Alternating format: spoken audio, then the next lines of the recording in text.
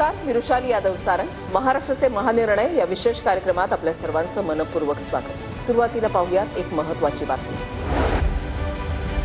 पुण्यामध्ये सावित्रीबाई फुले विद्यापीठासमोरील एकात्मिक दुमजली उड्डाणपूल पुणेकरांसाठी सुरू झालाय आणि त्यामुळे पुणेकरांची वाहतूक कोंडीची समस्या बऱ्यापैकी सुटणार आहे. या उड्डाणपुलाचं मुख्यमंत्री आणि उपमुख्यमंत्र्यांच्या हस्ते लोकार्पण करण्यात आलं.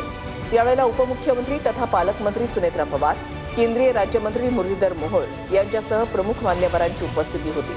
नवीन दुमजली उड्डाणपूल उभारण्याचा निर्णय घेताना अनेक अडचणी आणि मतभेद होते, मात्र सर्वांना विश्वासात घेऊन हा प्रकल्प पूर्ण करण्यात आला. या प्रक्रियेमध्ये दिवंगत उपमुख्यमंत्री अजित पवारांनी घेतलेला पुढाकार महत्त्वाचा होता, असं मुख्यमंत्री देवेंद्र फडणवीसांनी म्हटलंय.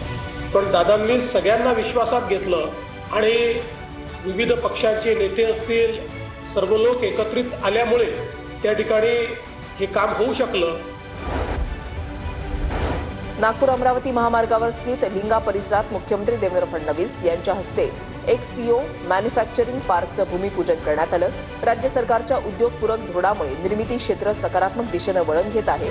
त्यात एक्ससीओ कंपनीनं महत्त्वाची भूमिका वठवावी अशी अपेक्षा मुख्यमंत्री देवेंद्र फडणवीसांनी व्यक्त केली आहे.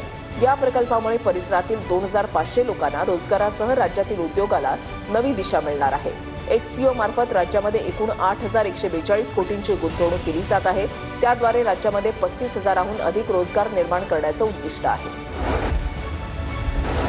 मुख्यमंत्री देवेंद्र फडणवीसांनी मुंबईतील हॉटेल ताज पॅलेसमध्ये फिनलँडचे राष्ट्राध्यक्ष अलेक्झांडर स्टब यांची भेट घेतली.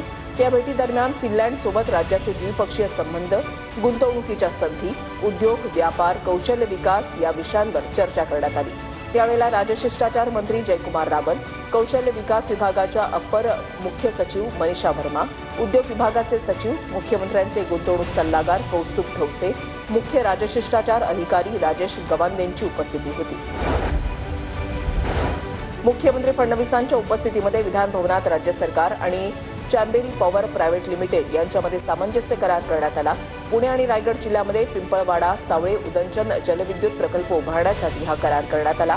आतापर्यंत मंजूर झालेल्या 55 उदंचन जलविद्युत प्रकल्पाद्वारे राज्यामध्ये 78,215 मेगावॅट वीज निर्मिती होणार आहे आणि त्यासाठी 4,17,000 कोटींची गुंतवणूक आणि जवळपास 1,28,000 रोजगाराच्या संधी निर्माण होणार आहेत. यावेळेला मंत्री राधाकृष्ण विखे पाटील, मंत्री गिरीश महाजनांसह इतर मान्यवरांची उपस्थिती होती.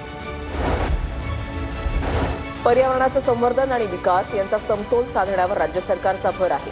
राज्यामध्ये वृक्ष आणि वनक्षेत्राचं प्रमाण वाढवण्यासाठी मिशन मोडमध्ये 300 कोटी वृक्ष लागवडीचा संकल्प राज्य शासनानं केला आहे. विज्ञान आणि तंत्रज्ञानाचा आधार घेत यासाठी व्यापक कार्यक्रम राबवला जाणार असल्याचं मुख्यमंत्री देवेंद्र फडणवीसांनी म्हटलंय.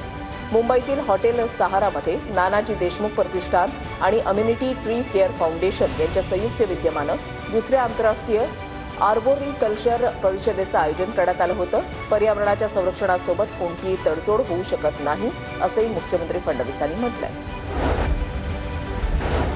जागतिक महिला दिनाला आरोग्य विभागाकडून HPV लसीकरण मोहिमेचा उपमुख्यमंत्री एकनाथ शिंदेंच्या हस्ते शुभारंभ करण्यात आलाय. मुलींना गर्भाशय मुखाच्या कर्करोगापासून संरक्षण मिळावं म्हणून 9 ते 14 वयोगटातील 9,84,000 मुलींना HPV प्रतिबंधक लस दिली जाणार आहे. या मोहिमेचा उपमुख्यमंत्री शिंदेंनी शुभारंभ केला. जागतिक स्तरावर कर्करोग हा गंभीर आरोग्यविषयक प्रश्न बनत असताना राज्य सरकार या संदर्भात सक्रिय पावलं उचलत असल्याची प्रतिक्रिया उपमुख्यमंत्री एकनाथ शिंदेंनी दिली आहे. पुण्यामध्ये उपमुख्यमंत्री सुनेत्रा पवारांच्या हस्ते मिनी सरस सावित्री जत्रा जिल्हास्तरीय विक्री प्रदर्शनाचं उद्घाटन करण्यात आलं. सावित्री जत्रा महिलांना स्वावलंबी करणारी चळवळ आहे. यामधील महिला बचत गटाच्या उत्पादनाला जागतिक पातळीवर होणारी मागणी ही अभिमानाची बाब असल्याचं गौरवोद्गार उपमुख्यमंत्री तथा पालकमंत्री सुनेत्रा पवारांनी काढलेले आहेत. सिंचन नगरमधील कृषी महाविद्यालय मैदानामध्ये मिनी सरस सावित्री जत्रेचं आयोजन करण्यात आलं होतं. मुंबई स्थित ससून मासेमारी बंदर हे मोठ्या मासेमारी बंदरांपैकी एक आहे.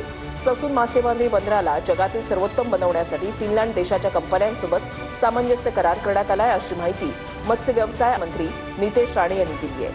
हॉटेल ताज पॅलेस इथे फिनलँड देशातील हेल्वर मिरासिस आणि रिव्हर रिसायकल कंपन्यांसोबत सामंजस्य करार करण्यासाठी कार्यक्रमाचं आयोजन करण्यात आलं होतं.